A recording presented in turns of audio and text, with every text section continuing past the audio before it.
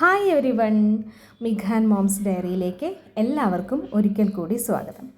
ഇന്ന് ഞങ്ങളൊരു ചിക്കൻ്റെ സ്പെഷ്യൽ റെസിപ്പി ആയിട്ടാണ് വന്നിട്ടുള്ളത്. അതായത് നമ്മൾ നോർമൽ മസാലക്കൂട്ടിലൊക്കെ ചിക്കൻ എപ്പോഴും വെക്കുമ്പോൾ മടുക്കുമല്ലോ. അങ്ങനെ ഈ സൺഡേ ഒന്ന് ട്രൈ ചെയ്തതാണ് ഈ രീതിയിൽ കേട്ടോ. അപ്പോൾ അത് മസാല നമ്മളുടെ സ്പൈസസ് ഒക്കെ ഒന്ന് ചൂടാക്കി പൊടിച്ചൊക്കെയാണ് ഇത് ചെയ്തിട്ടുള്ളത്. അപ്പോൾ ഈ രീതിയിൽ ഒന്ന് എപ്പോഴെങ്കിലും വെച്ച് നോക്കണം. ഇത് ബെസ്റ്റ് ടേസ്റ്റ് ആണോ എന്ന് ചോദിച്ചാൽ അങ്ങനെയൊന്നും പറയാൻ പറ്റില്ല. പക്ഷേ യൂഷ്വലായിട്ട് നമ്മൾ ചെയ്തു വരുന്ന ഒരു റെസിപ്പിയിൽ നിന്നൊരു ചേഞ്ചാണ്. അപ്പോൾ അതുകൊണ്ട് ഒരു വ്യത്യസ്തമായിട്ടുള്ള രുചി എന്നുള്ള നിലയ്ക്ക് ഞങ്ങൾക്കൊക്കെ ഇഷ്ടപ്പെട്ടു. അപ്പോൾ അതിന് വേണ്ടി നമ്മൾ ആദ്യം ചിക്കൻ ഒന്ന് മാഗ്നേറ്റ് ചെയ്ത് വെക്കണം. നേരത്തെ കണ്ടിട്ടുള്ള പോലെ തന്നെ ഉപ്പ്, മഞ്ഞൾപ്പൊടി, മുളക് പൊടി, പിന്നെ ജിഞ്ചർ ഗാർലിക് പേസ്റ്റ്, കുറച്ച് വെളിച്ചെണ്ണ, ഇത്രയും കൂടെ ചേർത്തിട്ട് ഒന്ന് നന്നായി പുരട്ടി കുറച്ച് സമയം വെക്കുന്നുണ്ട്. ഇനി നമ്മൾ ഈ സ്പൈസസ് ഒക്കെ ഒന്ന് ചൂടാക്കിയെടുക്കണം.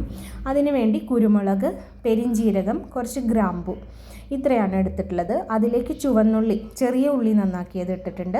കുറച്ച് നാളികേരം ചെരുവിയതും കൂടി ഇട്ടിട്ട് നാളികേരം ഒന്ന് നന്നായി മൂത്ത് വരുന്നത് വരെ വറുത്തെടുക്കുകയാണ് ചെയ്തിട്ടുള്ളത് കേട്ടോ. ഇത് ഡ്രൈ ആയിട്ടാണ്, അതായത് വെളിച്ചെണ്ണയിലൊന്നുമല്ല വറക്കണത് കേട്ടോ. ഈ സമയത്ത് കുറച്ച് ഏലക്കയും ഇട്ട് കൊടുത്തിട്ടുണ്ടായിരുന്നു. എന്നിട്ട് മല്ലി, പച്ചമല്ലി ഉണ്ടെങ്കിൽ മല്ലി ഇതിലേക്ക് ഇട്ട് കൊടുക്കാം. അതില്ലാത്തത് കൊണ്ട് ഞാൻ നാളികേരമൊക്കെ ഒന്ന് വറന്ന് വരുമ്പോഴത്തേക്കും മല്ലിപ്പൊടിയാണ് ഇട്ട് കൊടുത്തത്. മല്ലിപ്പൊടി കൂടി ഇട്ടിട്ട് നന്നായി ഒന്ന് ചൂടാക്കിയെടുക്കുക.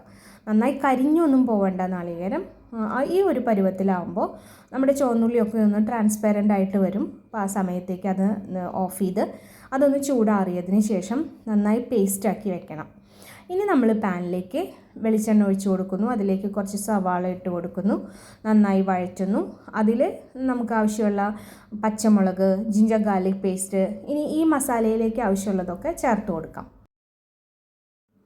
ഇനി ഇതിൽ ഈ മസാലയ്ക്ക് ആവശ്യമുള്ള ഒരു അല്പം മുളക് പൊടിയും കൂടെ നമ്മൾ ചേർത്ത് കൊടുക്കും കേട്ടോ.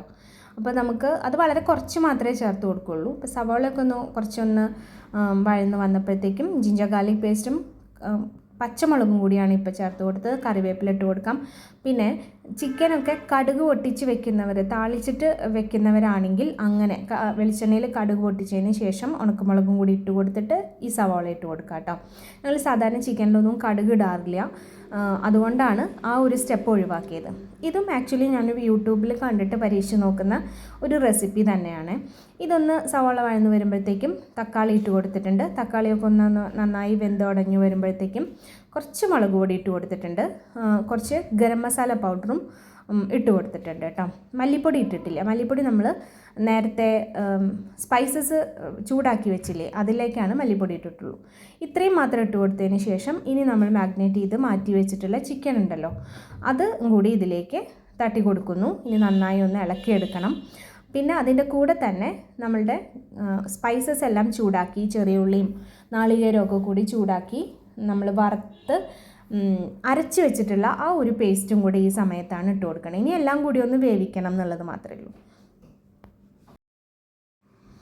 നന്നായി ഒന്ന് അടച്ച് വെക്കണം. പക്ഷേ കുറച്ച് വെള്ളം കൂടി ഒഴിച്ചു കൊടുക്കണം. ചിക്കനൊക്കെ നന്നായിട്ട് വെന്ത് നമ്മൾക്ക് ഈ അരപ്പൊക്കെ അതിലേക്ക് പിടിച്ച് ഒന്ന് നന്നായി വറ്റി വരണം. വേണമെങ്കിൽ നമുക്കത് ചാറാക്കിയും എടുക്കാവുന്നതാണ്.